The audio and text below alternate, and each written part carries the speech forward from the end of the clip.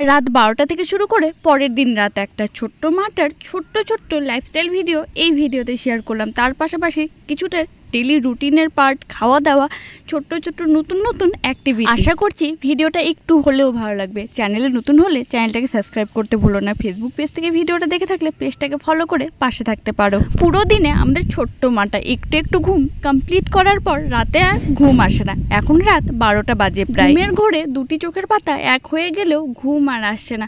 একটু বিরক্তিবোধ, তার উপর থেকে এখন চঞ্চল হয়েছে। আর কয়েকদিন পর হয়তো সামলানোটা চারটেখানে কথা হবে না। এত কিছু করতে গিয়ে উনার লেগে আসছে গরম, তাতে আরও ঘুম আসে না। বাড়ির প্রত্যেককে ঘুম থেকে উঠানোর পর ওনাকে ঘুম পাড়ানোর চেষ্টা করা হচ্ছে, তবুও যখন ঘুম আসে না অল্প একটু এসিটা চালানো হলো। আপাতত কিছুক্ষণের জন্য একটু ঘরটা ঠান্ডা হলো, তারপরে ঘুম চলেই এসেছিল। অফ করে আমরাও শুয়ে পড়লাম, কিন্তু সকাল 6টা বাজতে না বাজতেই ওনার গুড মর্নিং হয়ে গেছে। প্রথমেই খাওয়া দাওয়াটা সম্পূর্ণ করিয়ে দিলাম। আর তোমাদেরকে এর আগে অনেক দিন আগে একটা ভিডিওতে বলেছিলাম যে পর্যাপ্ত ব্রেস্ট মিল্ক না পাওয়ার কারণেই ওকে মোটামুটি আমরা 3 থেকে 3.5 মাস পর থেকেই ফর্মুলা মিল্ক মানে সিমিল্যাক খাওয়াই। প্রথমে সিমিল্যাকের স্টেজ 1টা খাওয়াচ্ছিলাম, এখন স্টেজ 2টা খাওয়াচ্ছি 6 মাসের পর থেকে। তোমরা অনেকে কমেন্টে জানতে চেয়েছিলে। তবে এটা খাওয়ানোর জন্য বেবির কোনো সমস্যা হয়নি, মানে গ্যাস, বদহজম বা ওজনের কোনো সাইড এফেক্ট কিছুই হয়নি। খাওয়ানোর নিয়ম, কোয়ান্টিটি সব কিছুই নির্দেশ করা থাকে, সেই অ্যাকর্ডিংই এতদিন খাইয়ে এসেছি। টিস্যু দিয়ে ক্লিন করার পর বসলাম একটু অয়েল ম্যাসাজ করতে, কিন্তু আগের মতো কি আর উনি হচ্ছে এটাই তেল দেবো না আমি, চুপচাপ বসে থাকেন। এখন তো সব কিছুতেই যেন যুদ্ধ শুরু করেন। তবে এর আগে যতবারই সর্ষের তেল ব্যবহার করেছিলাম বেবির র্যাশ বেরিয়েছে, মানে বডিতে মাথাতে লাল হয়ে যেত। কিন্তু কিছুদিন থেকে সর্দি ধরেছে আর এত ছটফট করে, যার কারণে নাকে দেওয়ার ড্রপটা এনেছিলাম, কিন্তু সেটা পরিমাণ মতো পড়ে না, মানে দিতেই পারি না। বাড়ির সর্ষের তেল কিছুদিন থেকে দিচ্ছি মাথাতে, বুকে, অল্প একটু পিঠে। মানে বাড়িতে যে সর্ষাগুলো ছিল সেই সর্ষাকে পিড়িয়ে তেল করা হয়েছে, সেটা দেওয়ার পর দেখছি কোনো র্যাশ বা সেরকম কোনো সমস্যা হচ্ছে না। আর সর্দি ভাবটাও অনেকটাই কেটে গেছে। সব কিছু করানোর পর দুটো চোখের পাতা এক করে কিছুক্ষণের জন্য ঘুমিয়েছিল। তবে এটা আমি জানি এটা বেশিক্ষণের ঘুম নয়, কেবল একটু করে কাজগুলো গুছানোর চেষ্টা করছিলাম। কারণ এর আগের মিনি ব্লগে তোমাদেরকে বলেছিলাম যে মায়ের হঠাৎ করে একটু শরীরটা খারাপ হয়ে গেছে, মানে অতিরিক্ত ব্যাক পেন বা কোমর ব্যথা হচ্ছে। এর মধ্যেই দেখি আমাদের ছোট্ট মাটা উঠে পড়েছে। কাজকর্ম এবার তাহলে একটু পরেই থাক। বাড়িতে ছাতু এবং এই মিক্সড ড্রাই ফ্রুটগুলো ছিল, ছাতুটাও কিন্তু বাড়িতেই তৈরি, তাই ড্রাই ফ্রুট এবং ছাতু আর একটু সামান্য জল দিয়ে মা মিক্সার গ্রাইন্ডারে গ্রাইন্ড করে দিল। সেটা খাওয়ানোর অল্প একটু পরে ফর্মুলা মিল্ক খাওয়ালাম। আবার কিছুক্ষণের জন্য একটু শুয়ে পড়েছে। আমার ফোনটা পছন্দ হলো না, মামারটা নিতে হবে এখন। এটা খেলতে খেলতে পুরাতন হয়ে গেছে না?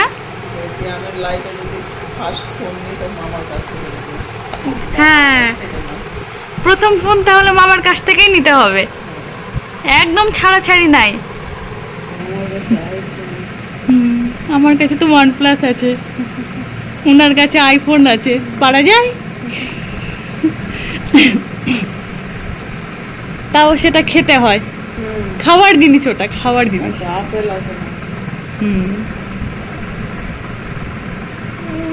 দেখতে দেখতে বৃষ্টি শুরু হলো। বৃষ্টি দেখে মাম্মা তো এত এক্সাইটেড হয়ে গেছে, ওর কাণ্ড কীর্তিগুলো দেখো। কোল থেকে নেমে একেবারে ছুটোছুটি করার মতো অবস্থা, কোলে তো থাকতেই চাচ্ছিল না।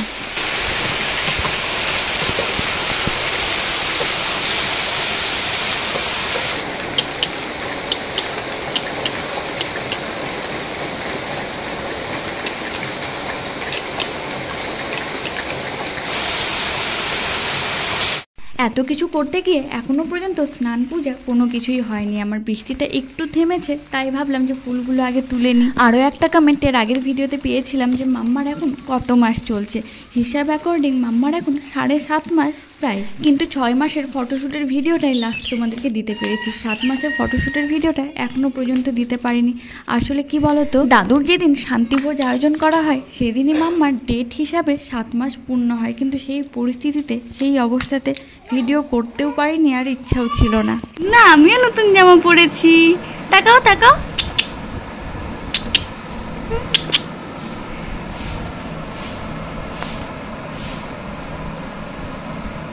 মাম্মা এখন নিজে নিজেই উপর হতে পারে, আবার নিজে নিজেই সোজা হতে পারে, নিজেই হুঁ বললো, শুনলে তো।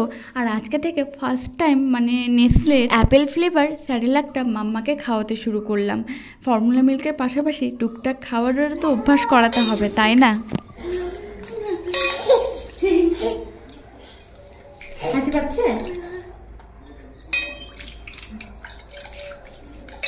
সবেমাত্র স্নান করিয়ে সাজুগুজো করিয়ে একটু বসিয়ে রেখেছিলাম, তার মধ্যেই দেখি পটি করেছেন। এদিকে ছোট্ট মাটার লাঞ্চ মানে গরম গরম খিচুড়িও রেডি হয়ে গেছে। এখন থেকে অল্প অল্প করে দিয়ে অভ্যাস করাচ্ছি। খিচুড়িটাকে খাওয়ানোর আগে গ্লাস দিয়ে ভালোভাবে চটকে নিই, আর খিচুড়ি খাওয়ানোর পাশাপাশি মাঝে মধ্যে অল্প একটু জলও খাওয়াই। মোটামুটি 3-4 দিন আগে একটা নিউজ দেখেছিলাম, খিচুড়ি খাওয়াতে গিয়ে শ্বাস আটকে একটা বাচ্চার মৃত্যু হয়েছে। তবে সেই সমস্ত নিউজ যেমন একটু ভয়ের কারণ হয়, তেমন সতর্কও করে। যাই হোক, বিশ্বযুদ্ধ লড়তে লড়তে খাওয়া দাওয়া তো সম্পূর্ণ হলো। দেখি ঘুম কখন আসে। ঘুমাচ্ছে না তোমার ঘুম? রাত্রেবেলা যে জাগিয়ে কাটিয়েছো, ঘুমটা কখন আসবে? যেমন নিচে সবসময় ব্যস্ত হয়ে থাকে, তেমনই বাড়ির প্রত্যেকটা মানুষকে নিজের পিছনে ব্যস্ত করে রাখে, সে এই বাড়ি হোক বা আমার শ্বশুর বাড়ি। এতক্ষণে উনার ঘুম আসলো তাহলে, তবুও মামার কোলে। আর ভিডিওটা কন্টিনিউ করিনি, দেখি রাত্রে যদি তাড়াতাড়ি ঘুমায় সেটাও বলবো, আর যদি দেরি হয় তাহলে ভিডিওতে দেখাবো।